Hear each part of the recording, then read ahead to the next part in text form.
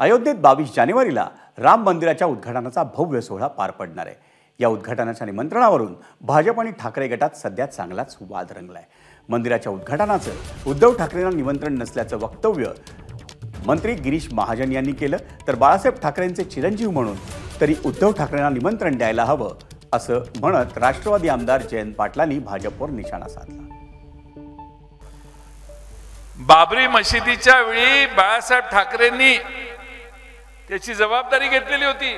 स्वर्गीय बाळासाहेब ठाकरे एवढे धाडसी होते, भारतीय जनता पक्षातल्या कोणी नव्हती घेतली, पण स्वर्गीय बाळासाहेब ठाकरेंनी जबाबदारी घेतली।